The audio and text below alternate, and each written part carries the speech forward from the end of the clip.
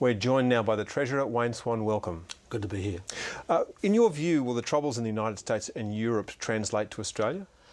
Well, I wake up every day, Chris, and thank my lucky stars that I'm a Finance Minister in Australia in the Asia Pacific, because what we've seen in recent years is a shifting of the guard from west to east in the global economy, and we are located in that part of the global economy that is growing strongly.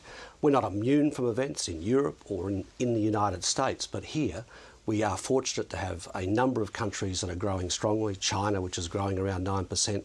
It's not just a China story, it's a story of Indonesia, it's a story of India, it's a story of many other countries. So we are very fortunate to be in a very dynamic region in the global economy, and that is a fundamental strength for Australia. But China needs markets. Obviously, Europe and the United States are its biggest markets. So could we see slower growth in China?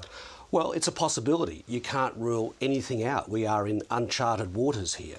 But what I do know is that, particularly in China, but elsewhere in the region, there are domestic factors which mean that those countries will continue to grow. They may not grow as strongly because of events elsewhere in Europe and in the United States, but there are dynamics in their economy which relate to their population growth, which relate to productivity improvement, which mean that they can continue to grow in adverse circumstances. How much that will be, we don't know.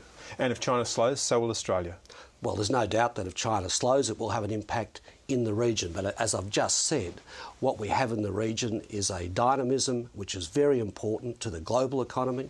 And China has the policy flexibility, as it's demonstrated before, to continue to stimulate its domestic growth and, of course, the region. You're aiming for a small surplus next year of $3.5 billion. Do you have any advice on how that might be affected by what we're seeing at the moment? Well, it's far too early to make any conclusions, but we will be affected. Markets are affected, budgets are affected, but we're committed to bringing our budget back to surplus in 2012-13. Does it make and it there harder? are good reasons. Well, it certainly makes it harder, but there are very good reasons why we should bring it back to surplus in 2012-13, and I've outlined them. And of course, the events which are unfolding elsewhere in the world demonstrate the importance of that. But of course, it does make it harder. And if it makes it harder, does that mean that you have to cut harder? Well, we'll cross that bridge if we come to it. What we are now is in uncharted waters. These events are playing out. We've seen the impact upon markets, particularly the stock market here and around the world. But really, what we've got to ensure is that countries, particularly G20 countries, work closely together in the days, weeks and months ahead to ensure we can respond to these conditions. Are you certain that you still need to hit this surplus target? What's the difference between a $3.5 billion surplus and a $3.5 billion deficit that's negligible in terms of economics? Well, I think it's very important in this environment to demonstrate to people that you are very serious about fiscal policy. When we moved to stimulate our economy, when we saved this country from recession a few years ago, we outlined our fiscal rules, and we said that we would apply those fiscal rules when growth returned to trend. And we have been applying those fiscal rules, and in some cases growth has not necessarily come back to trend, because we think it sends a very important signal to investors and to markets that we are very serious about fiscal policy in Australia, and we are. What if you needed to stimulate the economy again? Would you be prepared to borrow to do that if we went into recession? Well, I'm not going to speculate about that. We certainly have a degree of policy flexibility. We have low unemployment, we have strong financial institutions, we have a strong investment pipeline. All of these things are great strengths for Australia. You've changed the labour market conditions. You've made them more rigid than they once were. Well, that's what some people say. The Productivity Commission said that last week. No, I don't accept that characterisation. Well, that's what the Productivity Commission said last week, and particularly about penalty rates. Well, they've raised the issue of penalty rates, but we've put in place an industrial relations system that is based on enterprise bargaining. I certainly don't accept that you get productivity by going out and slashing the wages of the lowest paid workers. What you get productivity from is investing in the skills of your people, investing in infrastructure. This government's got a very big productivity agenda.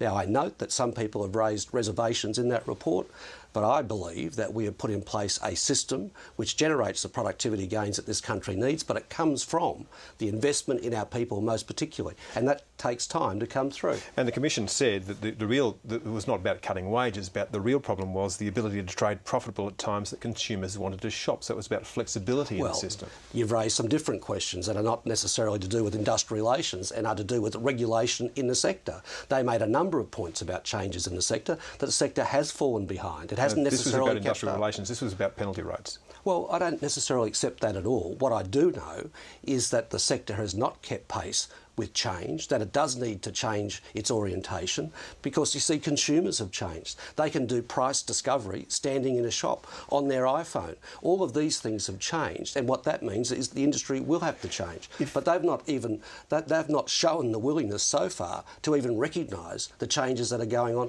amongst their customers. If conditions in Australia worsen materially, would you consider delaying the carbon tax? Look, important reforms like pricing carbon, like bringing down the tariff war, like floating the dollar, like bringing in enterprise bargaining are reforms which strengthen the economy. And in the past, when those reforms have been put in place, people have come out and said, don't proceed now. This is an essential reform for the long-term strength of our economy, and we're determined to put it in place. The High Court has extended an injunction on the Malaysian people swap deal. Doesn't that just cement in people's mind that this government has a lot of trouble trying to implement its policies? Fair crack of the whip. The fact is that people will take legal action. I think most people anticipated that there would be some form of legal action. This is the legal process in Australia. This is what we live with. We're a free society. I don't think anybody should be surprised by the fact that some people out there have taken this legal action. But we regard our reform as being absolutely essential to break that people smuggling model. Wayne Swan, thank you. Thank you.